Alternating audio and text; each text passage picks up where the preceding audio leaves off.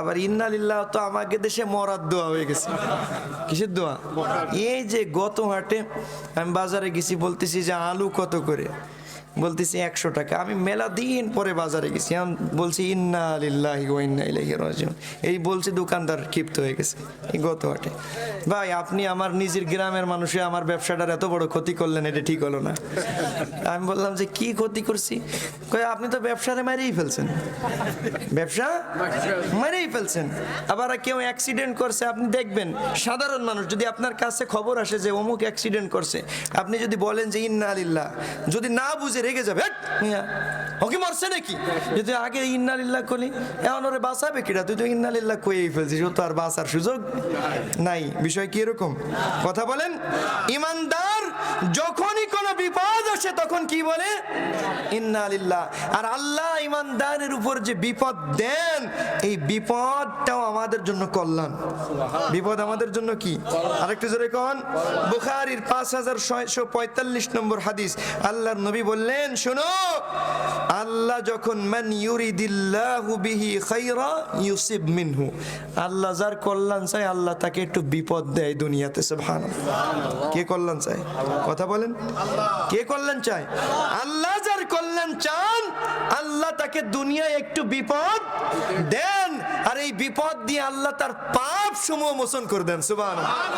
বুখারীর 5641 নম্বর হাদিস, আল্লাহর নবী বললেন, শোনো, মা ইউসিবুল মুসলিম মিন নাসাবিন ওয়ালা ওয়াসাবিন ওয়ালা হাম্মিন ওয়ালা হুজনিন ওয়ালা আযা ওয়ালা গাম, কোন মুমিনকে আল্লাহ যে বিপদ দেন, এই দুশ্চিন্তা, অসুস্থতা, পেরেশানি, অভাব, অনটন যা কিছু দেন, এমনকি হাত্তা শাওকাতি ইউশাকুহা, ওই যে রাস্তা দিয়ে হাঁটতে গেলে যে কাঁটা ফুটে না, কাঁটা, ইমানদারের যদি এই কাঁটা ফুটে, ইল্লা কাফফারাল্লাহু বিহা মিন খাতায়াহু, এই কাঁটা ফুটার দ্বারাও আল্লাহ তার জীবনের গুনাহ মাফ করে দেন। সুবহানাল্লাহ।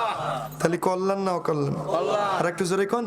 আর এটা যে ইন্না লিল্লাহ পড়তে হবে, মুসলিমের 918 নম্বর হাদিস, আল্লাহর নবী বললেন, মা মিন আবদিন তুসিবুহু মুসিবা, কোন বান্দা যখন মুসিবাতে পড়ে, ফায়াকুল, তখন বলে ইন্না লিল্লাহি ওয়া ইন্না ইলাইহি রাজিউন, ছোট হোক বড় হোক, বিপদ আসলেই কি? বিপদ আসলে কি?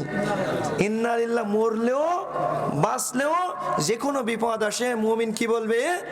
ইন্না লিল্লাহ। মানে আমরা কার? আমাদের ফিরে যাওয়া লাগবে কার কাছে?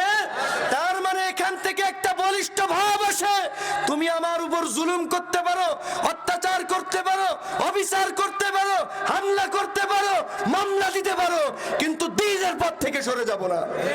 কারণ আমরা তো এগুলোর জন্যই তৈরি, আল্লাহ তো আমাদের এগুলোর জন্যই তৈরি করছে। কাজেই যা কিছু করো না কেন, আমাদেরকে পথচ্যুত করতে পারবে না।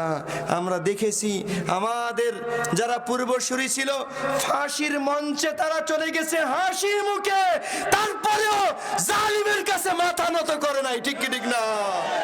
তাদের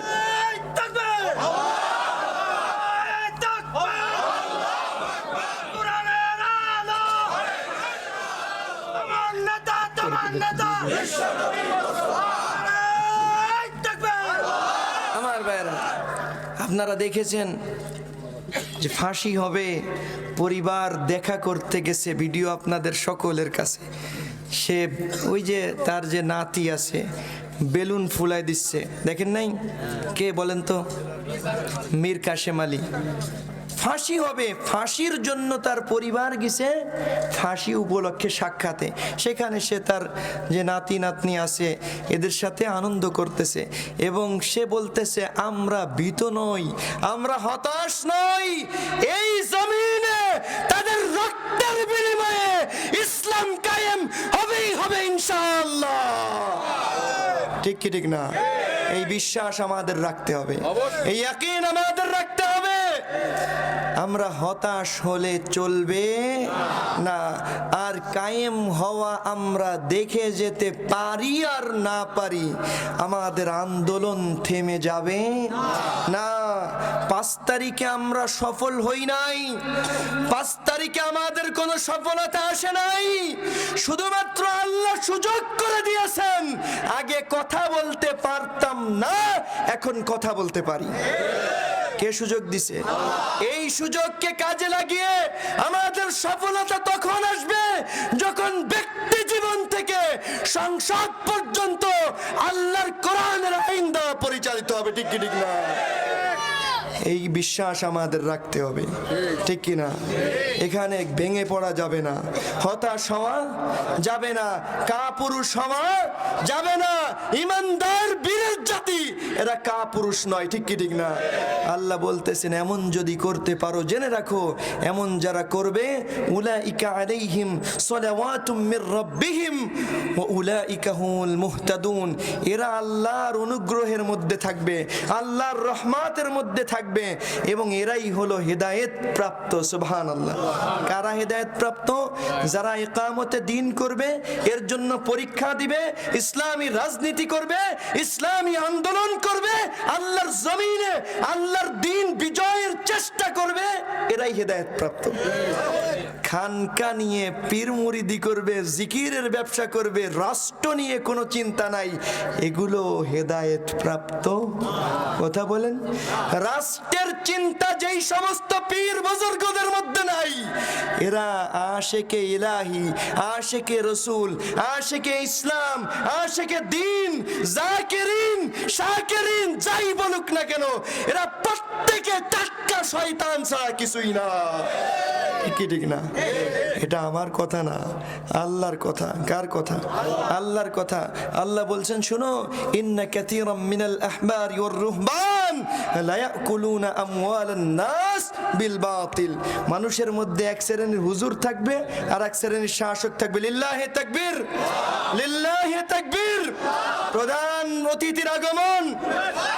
আমার ভাইরা, আমার কথা শেষ। আল্লাহ বলতেছেন এরা অন্যায়ভাবে মানুষের সম্পদ আত্মসাৎ করবে। হুজুর ইনশাআল্লাহ ইকামতে দ্বীনের ব্যাপারে কথা বলবেন, আমরা শুনে যাব।